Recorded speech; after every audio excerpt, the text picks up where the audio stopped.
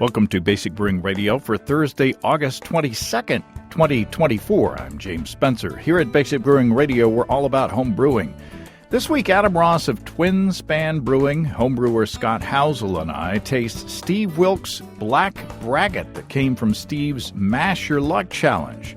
We revisit Scott's take on the task, and Adam steps up to take on a new Mash Your Luck Challenge to brew for Twin Span customers. If you want to support us financially, check out patreon.com/basicbrewing, and many thanks to everybody who is helping out in that way. If you go to patreon.com/basicbrewing, you can see a long list of stuff that you can access if you sign up as a supporter. And, of course, many thanks to the new Patreon subscribers who are signing up every week. Your help is very much appreciated. And on the Patreon front, I've learned recently that starting in November, Apple will be taking a big cut of Patreon contributions that are made on the Patreon iOS app. So if you're listening in the future, if you're going through the archives and you're in the future, join the Basic Brewing Patreon through the patreon.com website and not through the iPhone or iPod app. I'll be talking more about this as we get closer to November. But the Apple app users, please sign up as a Basic Brewing patron on the Patreon website and not through the iOS app. I have the choice of either charging iOS patrons more if they sign up through the app and so that I'll get the same amount, or charging the same amount and losing about a third of the contribution to Apple. So go through the website if you have an iPhone. Android apparently it's not going to affect Android users. So anyway, it's always something.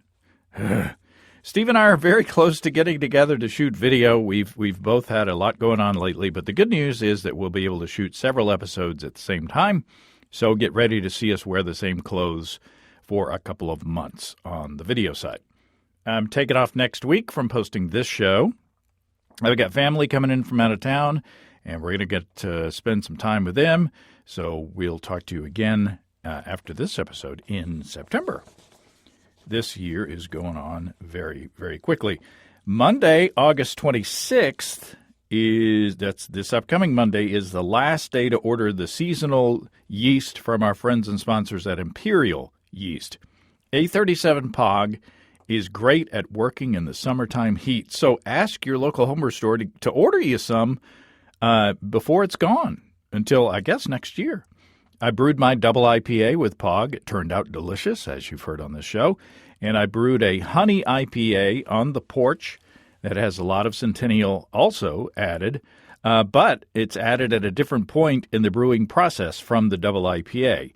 And boy, it made a lot of difference. It's a completely different beer. Delicious, but different. I can't wait to share that one with Steve and with Matt and Josh. I also sent some to Chris Colby and to Scott Housel and Adam. So everybody gets some. Matt and Josh helped me come up with that recipe. So the packet of Pog that I used in that recipe was a little over 4 months old, which is the recommended shelf life for Imperial yeast. But that Pog, which is Ebegarden Kvike, it came to life overnight and had a blast chewing through that 1066 wort. I like to say my stir plate is dusty because I don't use it anymore to make starters for moderate gravity 5-gallon batches. Those 200 billion cells in each easy-to-open package of Imperial yeast get the job done. My airlocks are usually bubbling before bedtime. Ask your local homebrew store to order more Pog by Monday the 26th and check out all the dependable deliciousness at imperialyeast.com. It's imperialyeast.com. Okay. When we recorded the main part of this interview, Steve had planned to be with us, but he felt under the weather when we recorded. So the good news is that I was able to get with him at a later date to get his feedback on these delicious beers, and you will hear that inserted into the middle of this conversation. Adam Ross, welcome back to Basic Brewing Radio. Yeah, always a pleasure to be here, James. Up there at Twin Span Brewing in Bettendorf, Iowa. Yes, sir.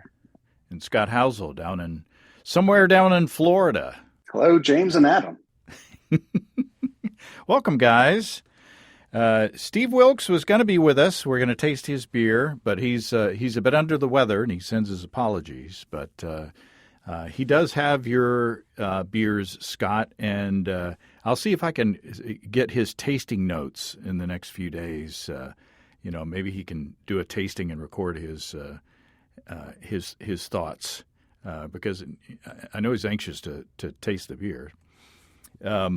This is Steve's Mash Your Luck Challenge, and Scott, you already did it. You did it with Party Guile that we've tasted and recorded on this show, and I have your 11% beer here, chilled down and ready to go. Adam has this excuse that he's got a brewery meeting to go to or something. Lame. Like I'm not going to drink there.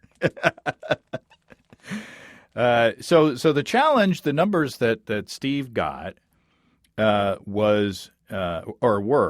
very high ABV, high bitterness, black, ale, and UK as the country of origin. And so what he did was he brewed what he's calling Black Watch Barley Wine, which is a 12% beer. So already, I think we've got the very high ABV going there. So it was a 2.5 gallon batch, and all these measurements are in English measurements. So, but it was supposed to be an English beer anyway. So he's got 3 pounds 2 ounces of honey. And what he did with that honey was he simmered it, as in, when you're making a bochet mead, he simmered it for about 45 minutes on the stovetop until it turned into a mahogany color. And he was just, going for the color and not the time necessarily. Smells of rich mahogany, right? Theme from Mahogany was a song back in the day. Do you know where you're going to? The main wort was 3 pounds of Maris Otter, 2 pounds of Munich malt, 8 ounces of brown malt, and 4 ounces of peated malt. Oh, I can do the percentage. The percentage of the fermentables, the honey was 35%. It looks like the Maris Otter was 33%. The Munich was 22.5%. The brown malt was 5%. And the peated malt was 2.8%. He bittered with an ounce of Fuggle at 60 minutes, 4.5% alpha acid. 30 minutes, another ounce of Fuggle. And then at 15 minutes before the end of the boil, another ounce of East Kent Goldings this time. And so that's kind of the old school, homebrew hopping, the way we used to do it back in the old days. You just hopped it, like 60 minutes, 30 minutes, 15 minutes. Sometimes you put some hops at the end of the boil, depending on your attitude. And then once he got his wort boiled, he added that hot, dark honey to the wort and then chilled. And he pitched a package of Lallemand Voss Kveik. So he was going to do, an English yeast, but he discovered that he didn't have any. So he just went ahead and used Kveik. So I don't know if you guys want to hold that against him or not. So where do I find? Let's see. The IBUs, predicted IBUs, according to the Tinseth scale, 77 for a BU to GU of 0.8. So color was predicted to be 34. And, original gravity 1097, final gravity 1006 for an ABV of 12%. That's Kveik Wow. for you. Yeah. Super So- dry. What was the bitterness challenge too again? Because 0.8 is up there. Yeah, it was very high ABV, high bitterness, Okay. black, an ale from the UK. So I've got my. Ooh, Oh, yeah, I better open it. Sounds like he hit all the numbers. Yeah. Ooh, it's beautiful. And I had this at his house the other night. He and Gretchen had Susan and me over for supper, and so we tried this. And he also has a light-colored honey beer as well that was also delicious. I wouldn't quite call this black, but I don't think I'm going to hold it against him because it looks pretty awesome. It looks like it does look mahogany, and it has just a beautiful head. It smells really, really good. That smoke is definitely there. There's in the bottom of the glass where it's tapered, you can see some kind of copperish highlights. But the top of the glass I can't see through. You know, I'm holding it up to the light and I can't see through it. It's pretty darn dark. Yeah, I'm splitting hairs. I don't. I think he hit all the numbers here, but yeah, not black like Guinness though. Not black to that level of Guinness or an Imperial Stout. Now the only thing I guess we could count he did use English hops, and he used Maris Otter, and he used like brown malt and peated malt. He did use Munich from Germany, if we want to count that against him, and then Kvike, which is not an English yeast, but I don't know how nitpicky you want to be. He wanted that imperial malt, right? And then you couldn't find it, so he substituted the Munich, I think. Okay, all right. If I remember from when you formulated it with him. I think after drinking a 12% alcohol beer, we're not going to hold anything against Steve. This is all good. It smells good. Yeah. I get the smoke, and I get a little bit of that. It took me until I tasted it to figure out what the other aroma was. I get a little bit of orange, which Voss always, when I've used Voss, which I've used it quite a bit, Voss Kvike, it kind of expresses as candied orange to me when it gets hot. Maybe a little marmalade, maybe a little I'm trying to think of the orange liqueur that you put in, like a margarita, Cointreau, that kind of character. Is Grand Marnier, is that an orange liqueur? Triple sec is what I'm thinking of. Oh, okay. But, yeah, too all kind of close in the yeah. Your margaritas are fancier than mine. What do you think, guys? Really, I need to take another taste, but it just looks really good. It's that foam is just staying there. It just this looks like a really beautiful beer. Yeah, like a real dark brown porter, like just below black. I don't know if I get any honey flavor, but I think I can tell that it's got some sugar in it, and you can taste the caramelized aspect of it for sure. It's not bone dry, but it's pretty darn dry. Yeah, I don't know if I didn't know the recipe if I would call this a Braggot. And even knowing the recipe at 35%, I suppose it's in Braggot territory. But I am getting a little, and I probably shouldn't have read the recipe before I tasted it, or just tuned you out because it's anchored me now, and I'm like, oh yeah, I think I get a little bit of honey in there. But I suppose if I wasn't aware of the recipe, I don't know if I would, if it just screams honey at me. I can see where you're coming from with that. The candied orange kind of thing.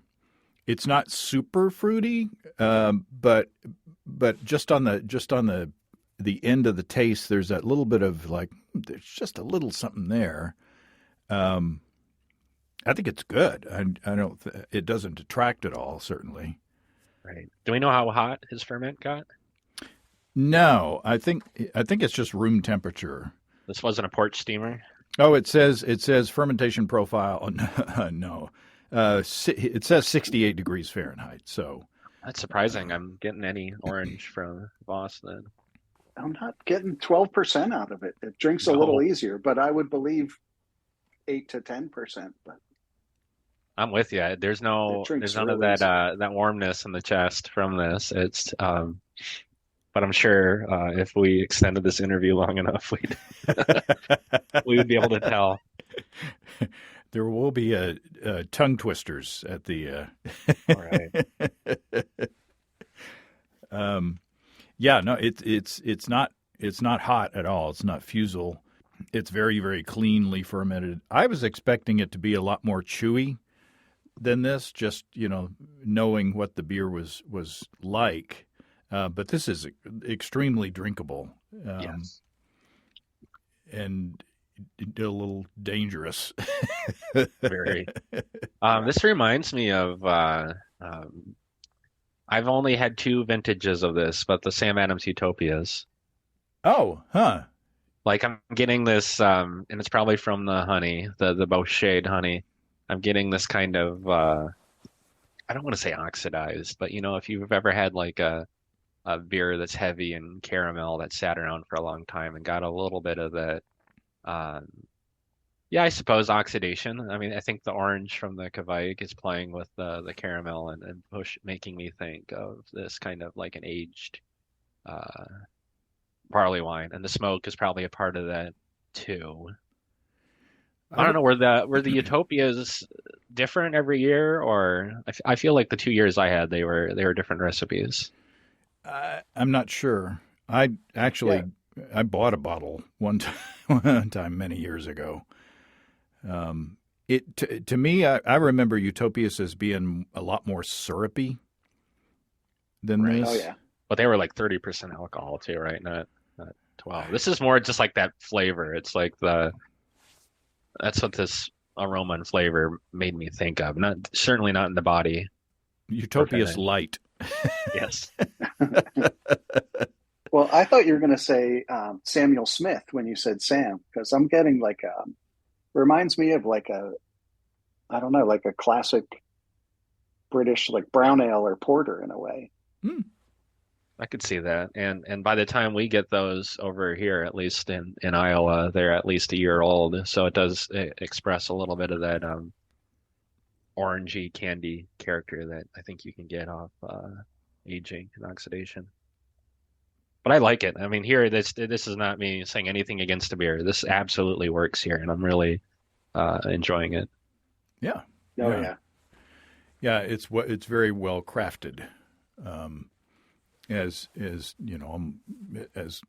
what Steve tends to be in his brewing and in his food as well. He has a very good sense of flavor balance, and I think it shows in this beer. Yeah, it's too bad he can't be on this call because I'm curious. 4 ounces of peat and malt is quite a lot, and it's really showing up here. It's making me think of Scotch a little bit, which I'm actually I'm a huge Scotch fan, and I'm appreciating that here. But curious why he chose to include that and at 3%, because I don't know if you've ever brewed with peat and malt. You look it up online, and everyone is like, either don't use it at all, or if you do use it, stay at 1 or 2%. So 3% that's making a statement. I wonder if it's being cut by the honey. I wonder if the fermentability or the presence of the honey is kind of balancing that out. It's still there. I mean, it's definitely, for me, I'm getting that was like the first note I got off the nose was this peat smokiness, and it carries through in a taste and finish. Should I open your 11, Scott? I think I might actually have that chilled if we if you want me to participate. Well, can we pause? Yeah, if you want to run to your fridge. I do. I actually have mine right outside the room here, so I'll be right back. I'll be right back too. I want to grab a different glass. Okay. Steve Wilkes, welcome back. Thanks, James. This is the point in the show where we three, Adam and Scott and I, are scurrying off to get our bottles of the beer that you have in front of you, the 11% beer from Scott. But we're sorry that you couldn't make it the other day to join us, but you were feeling under the weather. I hope you're feeling better now.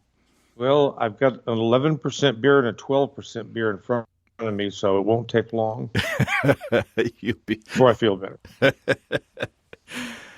so you said that you the small beer, the 3% beer, the little sibling of the Party Guile, you said that you had consumed already. What did you think?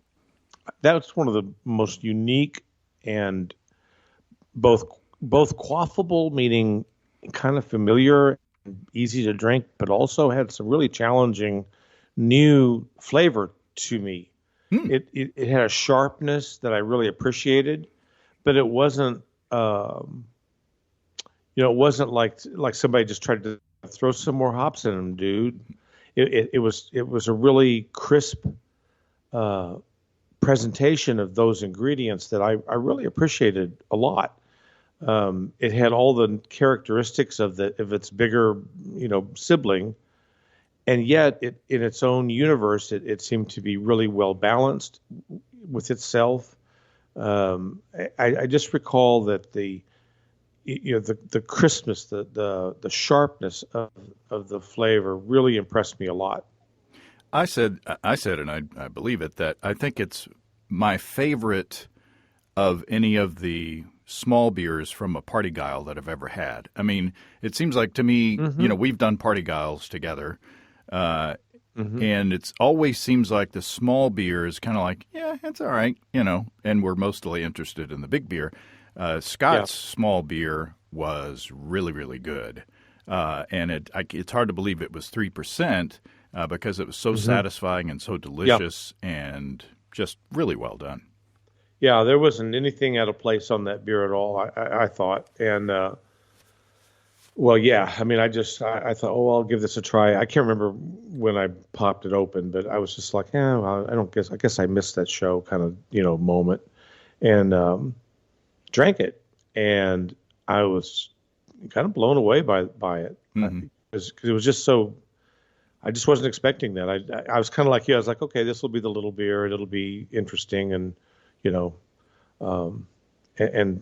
but shoot, I have to admit, at the moment of the three, so I'm including my big version because I didn't brew a Party Guile, but of my beer and Scott's big version, I think I like the Party Guile one the best. Yeah, the small one. Yeah. I got to say it. It's been a long time since I've had it, but I think I agree. Well, and then some of that's too because it's just hard to drink 11, 12% beer. I mean, let's face it, a couple of sips and you're like, okay, that's pretty good, but I got to drive sometime this week. Speaking of which, you've got the 11% beer that as people are listening to this episode, they're going to hear the three of us, Adam and Scott and I, we taste it again and revisit it. But what are your thoughts on Scott's 11%? It's absolutely delicious. It's clean as a whistle. I don't get any, I'll call them residual flavors for lack of a better word. Because sometimes, heavily fruity isn't bad, but it might be depending on the style of beer. This one, it just seems to be perfectly yeasted, I guess I'll put it that way. I've heard the story, the tale of the Puffy Pub. The what? Oh, the Puffy Pub. The Puffy Pub.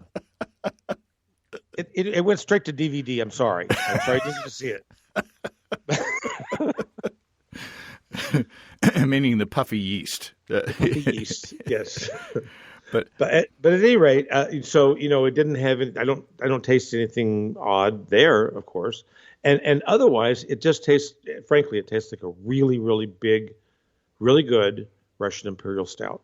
And the orange character comes through nicely. It does, and it's well balanced, and it's not too in your face. I don't think. I think it would be a wonderful holiday beer, especially. Oh, it would. And and you're dead on with that orange. It comes through nicely without being overpowering. In other words, you would drink the beer and not necessarily say, "Hey, that's got orange in it," but it's just so subtle and it's so nice.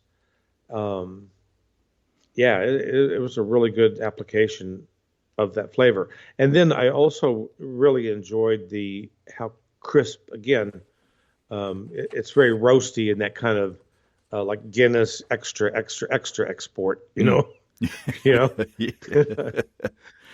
So it really, in that way, it cuts the gloppiness of a beer that's big, that can be gloppy. Mm-hmm. And we really liked your beer as well. I'm calling it a Braggot. I don't know what to call it. Braggot or barley wine. I do think it's more braggoty than barley winey. And I liked it because it was so drinkable. I mean, a 12% beer you could sit out on the porch, and drink that in probably too much of a hurry. Yeah. But it was delicious, and I think you filled all the requirements of the challenge. So good job. And Adam said he thought he picked up a little bit of orange character, maybe from the Kvike as well with your beer. I was going to say I won't disagree with that because now I've kind of got both beers in my palate, and I can kind of taste they're kind of blending together as I taste them. But I think in my beer, I've had a couple over the last week. I'm starting to pick up more of the honey. I'm starting to get it. I think just based on just the color of these two beers, that Scott burned his honey better than or more thoroughly than I burned my honey. So I quit when my honey was not really that dark, kind of a mahogany color, or raven. I don't think Scott used honey. I think he used, was it turbinado sugar? That's right. He used sugar and not honey. That's right. Oh, dang. Yeah. Well, okay. Well, that even backs up my point even more because I'm getting honey from mine, and I'm not getting any of that character from his. Right. So, yeah. So there you go.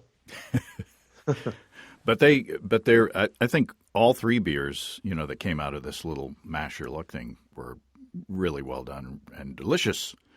And I've got a honey IPA that's ready to drink. I can't wait for you to taste that as well. It's completely different from this.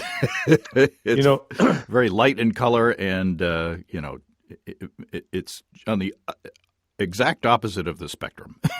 Well, that's very interesting because I as well have a honey IPA. Oh, that's right. That's right. Yeah. So that'll be an interesting show. Yeah. We need to schedule that. Get together. All right, Steve. Well, all right, buddy. This has been fun, and thanks for joining us. And I'm glad you're feeling better. I am. Thank you very much. I've got them side by side now. Yeah, Scott, yours is definitely darker. Steve's is more of a brown beer compared to the 11, the none more black. Nice. I thought I didn't have your bottle chilled because I saw a bottle of your Stonehenge beer sitting on top of my beer fridge. Turns out that was a bottle I had emptied and drank and put back up there for some reason. Probably due to the fact that it's 11% alcohol. But yeah, definitely color. You're quite a few shades darker than Steve's. And remind us about this beer, Scott. It was 11%, same ideas as Steve. I used pale chocolate, pretty high, came out 11%. It was Imperial Pub yeast. And you did put orange. Was it orange liqueur that's in there? I did zest of oranges, and then I did the dried orange peel after the boil. But then I did I did some zest and put it in a little boiling water and added that to the keg. Yeah, this has definitely got the orange orange flavor in it. It's I think it's calmed down a little bit since the first time we tasted it. Is it just my imagination, or are my taste buds already dulled from? I'm getting just as much orange as I remember from last time, for what it's worth, and it's interesting having them side by side because this is a very in Scotch beer, it's a very bright, sharp, but not like to a fault. It's a very bright, in your face orange versus the orange in Steve's you kind of have to dig for. Hmm. That's funny though Yeah. that they both turned out to have that little bit of, or in Steve's a little bit of orange, but it's like they are cousins in a way. Yeah, and then mine had was what was it, 7% treacle of the fermentables, and then also 7% was turbinado sugar. Ah, so again, So you've got fermentable sugars in there, exactly. dark fermentable sugars. We got Maris Otter and brown malt, and then I did crystal rye and a little bit of rye malt as well. And I had EKG and Fuggles. Ah, Do you use a lot of crystal rye, Scott? It was 3% of the grain bill. I mean, in general, do you use a lot of crystal Oh no, rye? that was the I first love time. crystal rye. It's like one of those cheat codes to just make a elevated beer. Just adding a little bit of crystal rye. now this reminds me the malt bill of yours, Scott. If you kind of if you set aside the orange flavor, there's like a chocolate Christmas cookie that I really like. That it's like that cookie with some orange in it now. And maybe it's like like a chocolate oatmeal cookie. I do get like a baking cocoa off of the nose for Scott's. That's probably that pale chocolate malt. Now this one is as chewy as I expected Steve's to be. Steve's is a lot lighter on the mouthfeel, where Scott, yours is delicious. Yours is like a dessert. Steve's you could just have on the porch. Just, not necessarily a lawnmower beer, but it's like a pretty easy drinking beer. Scott, yours I want to sip and think about. You know what I'm saying? It's delicious, and it's kind of like that tin fitty kind of, that this is so chocolatey and delicious and rich and kind of not as velvety. Would that be a bad adjective to use? But it's a slow drinker, whereas Steve's I'm halfway done. Yeah, I mine get ended at 10:20. Well, there you go. But yours is what was the IBUs in yours, Scott? Do you recall what the calculated IBU was? Because I'm perceiving yours as a little more bitter, even with the higher finishing gravity. 86. Okay. So a little bit higher, but the BUGU is going to be lower than Steve's, I would imagine. Yeah. I got 0.81. Oh, well, about the same, huh? We're both are really good.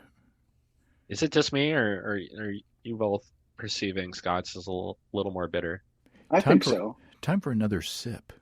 right? Scott's is also colder than Steve's for mine right now, so I'm trying my best to warm it up so they're on the equal playing field. But There's a little. I think it might be the orange. I think on my palate, I think it's the citrus it's almost like a candied orange kind of a flavor on the back end of Scott's that I think might contribute to the perception of bitterness. I could see that kind of the for pithy orange, which contributes a little bitterness. Yeah, but I think Scott's is. I perceive it as being a little more bitter, but both are good. Right.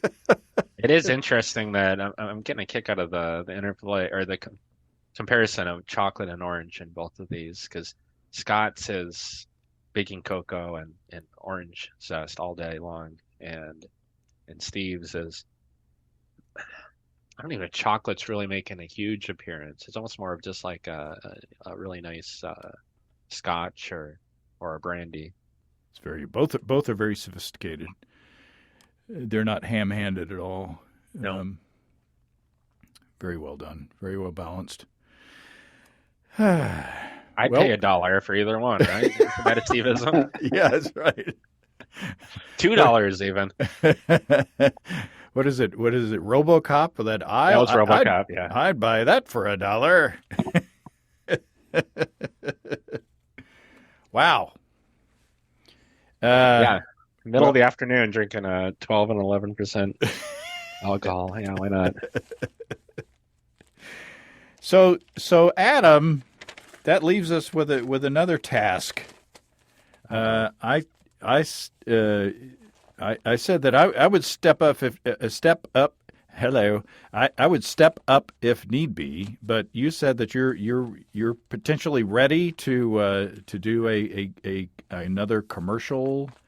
You know, I said that before I started drinking, and now I'm having doubts. But I get what you're doing. You're plying me with alcohol to try to. I guess, yeah.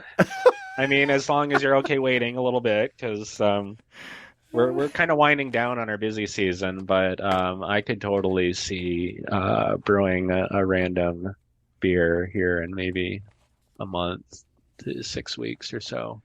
Well, and you could bring in.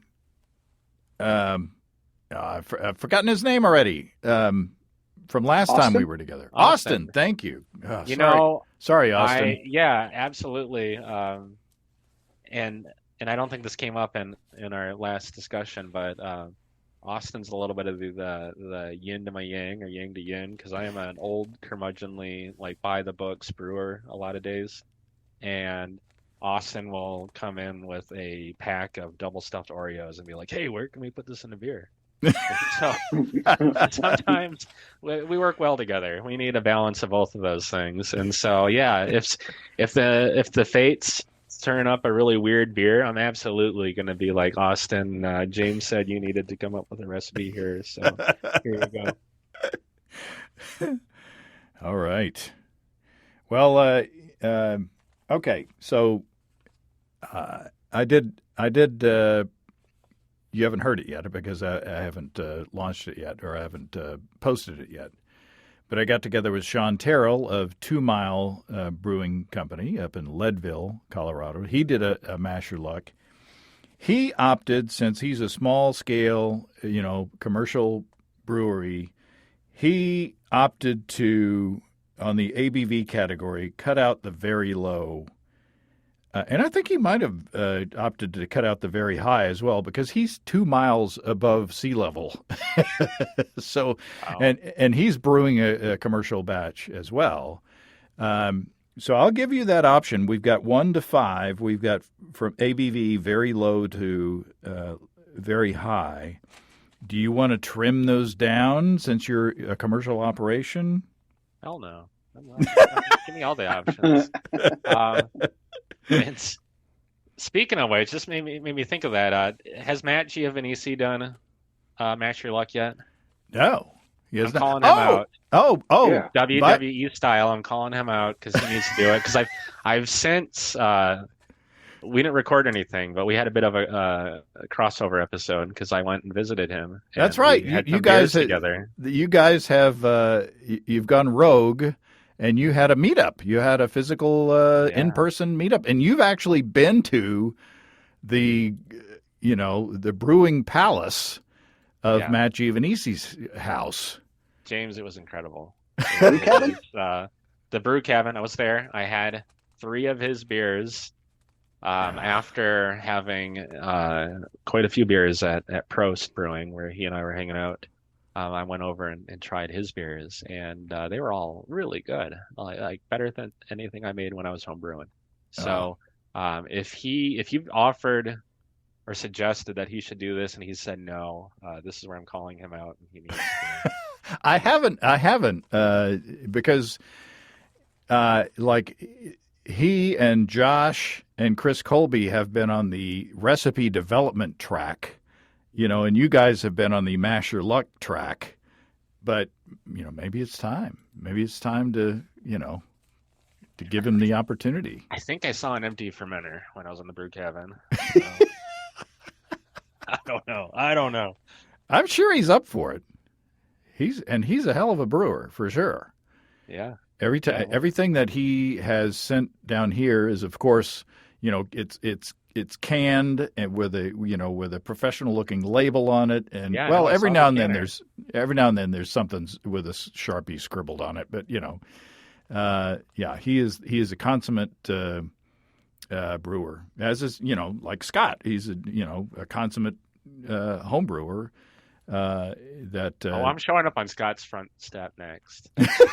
Yeah, it's just like unannounced. You met Susan and me in Milwaukee, and now you travel. This is a whole long game stalking thing that you're doing. Yeah, it's true. It's all an excuse to get more free beer. You're collecting DNA somehow. I noticed how you wrapped one of my glasses in a napkin and put it in your pocket. And the Q-tips. Yeah.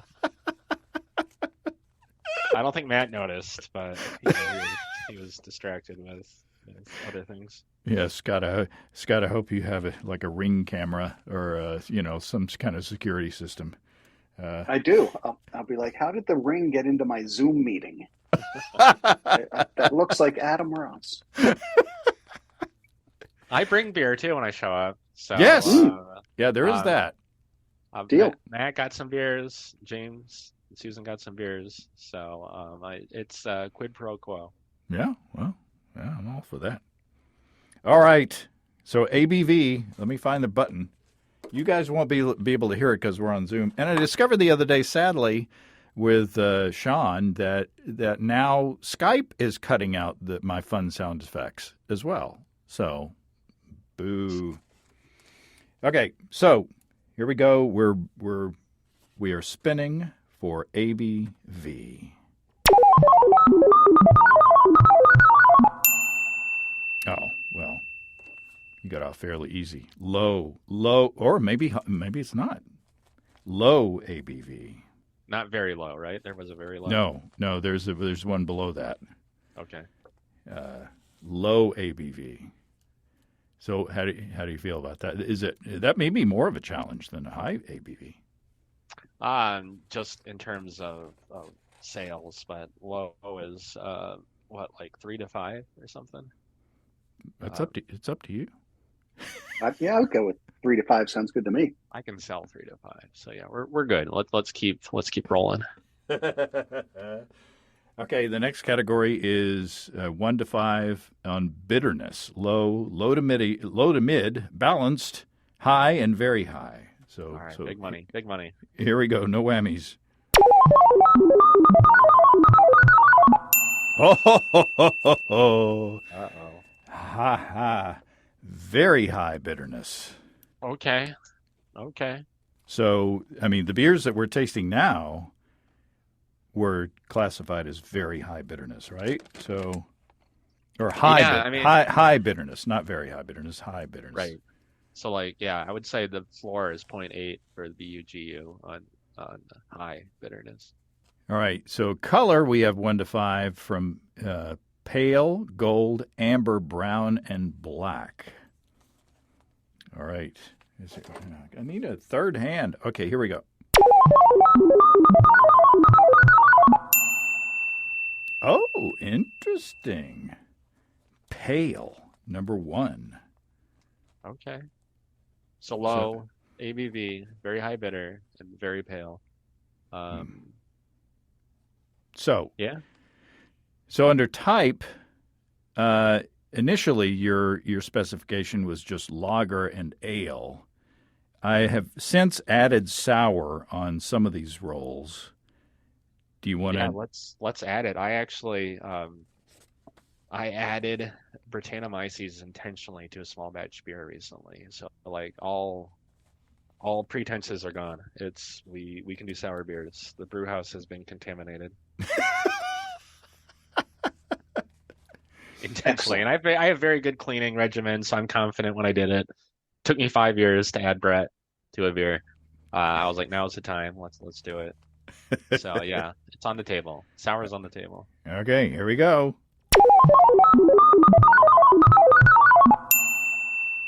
Well, there you go. You got a sour. Hmm. So, and you got to trust me. I'm being honest. You can trust. You can trust me. Well, after the DNA collection, I think we're on a different level of trust now, James.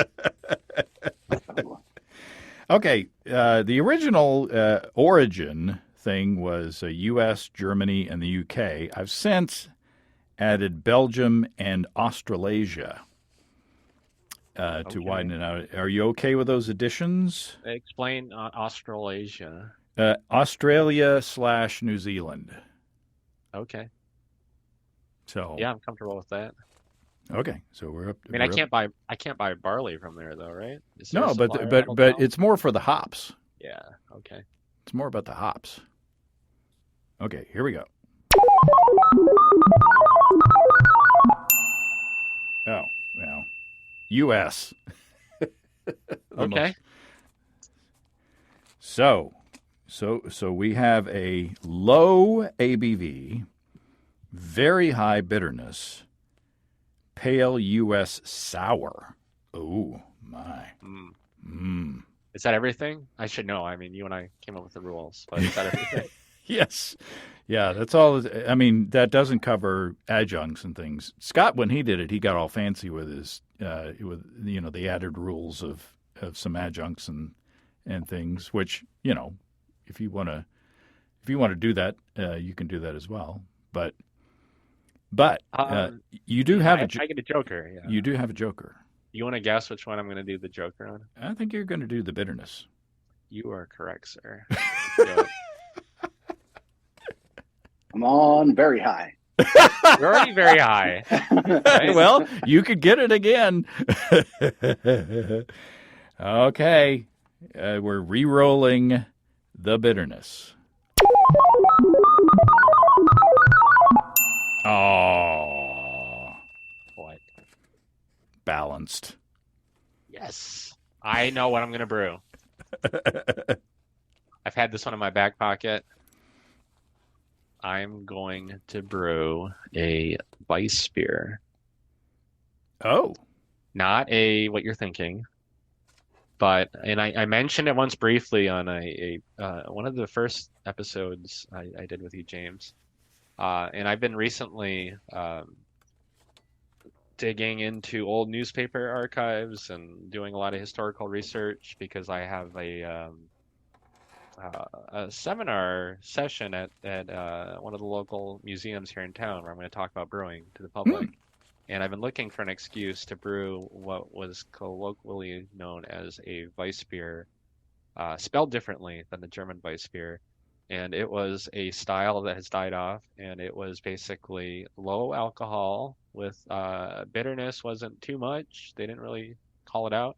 Very pale, oftentimes sour, U.S. specific beer. And Wow. they would take the without going too far in the weeds on this. It was kind of a drink viewed for the poorer people, and this is late 19th century. And I suspect they used the lager yeast at ale temperatures, but I haven't figured that out for sure yet.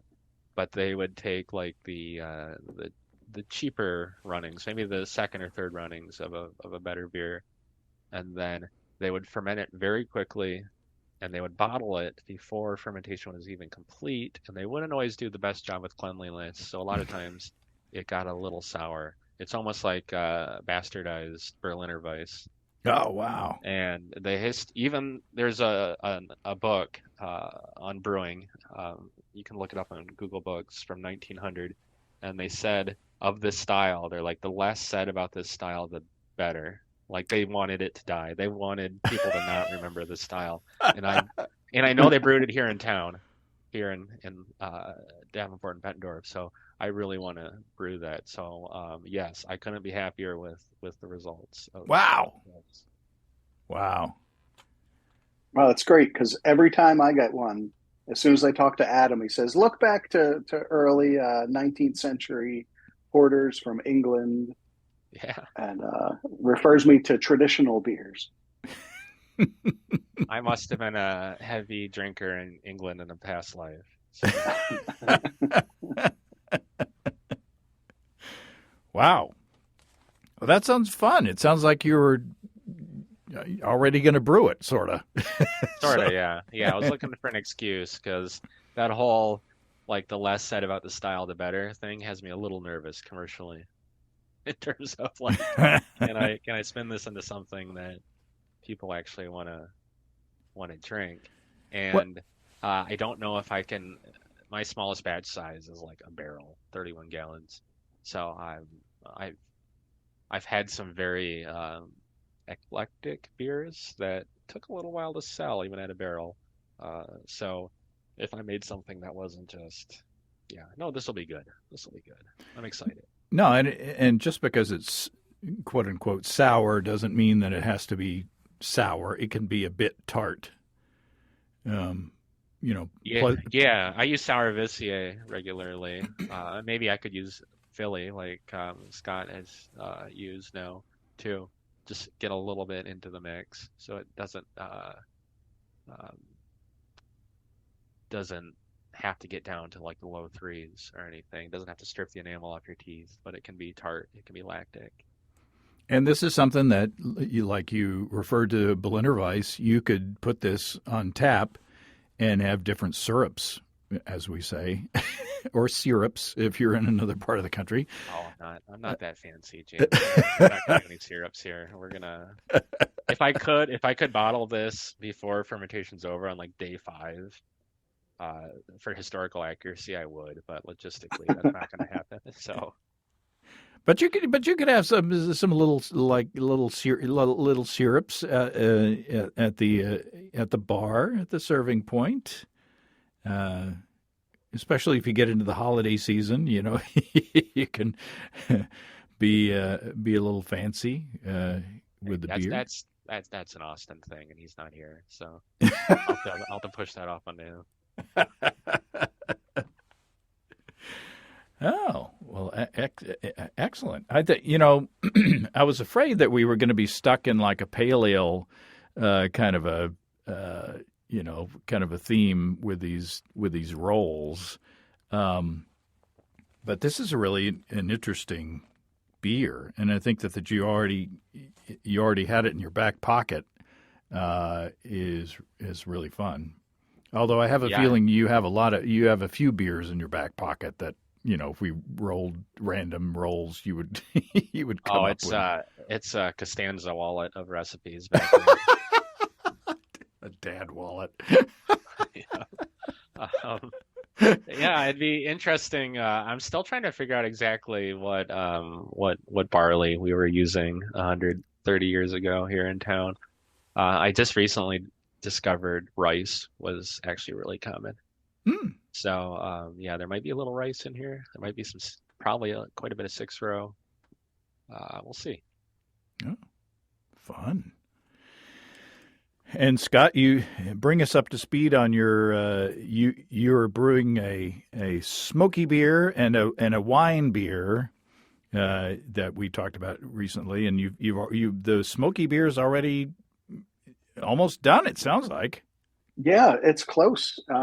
If it's stabilized, I think we're good. And at 10 days for Philly sour, that's what people say it usually takes. So that makes sense. I did a whole bunch of things wrong, and I think it's going to come out great. Sounds familiar. All right, guys. Well, this has been fun, and Adam's all primed to go to his brewery meeting. It's gonna be a fun one.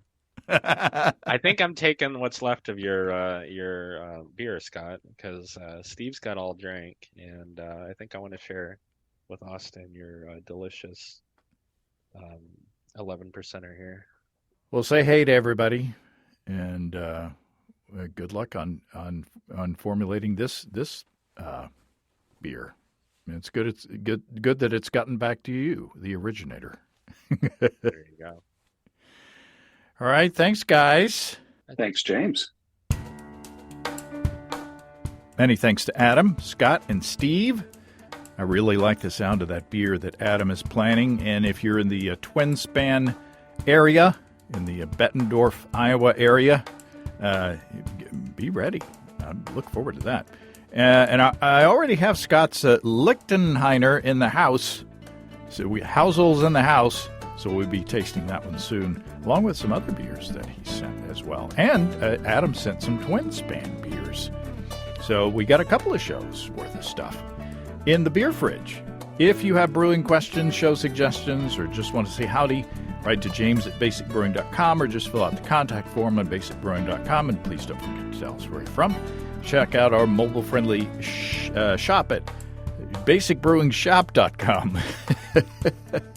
Oh, I'm going to be taking next week off. Sounds like I need to. Thanks to everybody supporting us through our Patreon page. Special goodies coming your way. Check that out at patreon.com/basicbrewing. And iOS users, please sign up on the website and not through your app. That's all until next time. Until then, thanks for listening, everybody. I'm James Spencer. Production help for Basic Brewing Radio and our website is provided by Kelly Dodson. Basic Brewing Radio is a production of Active Voicing. We'll talk to you next time, everybody. In the meantime, stay well and stay tuned. So long.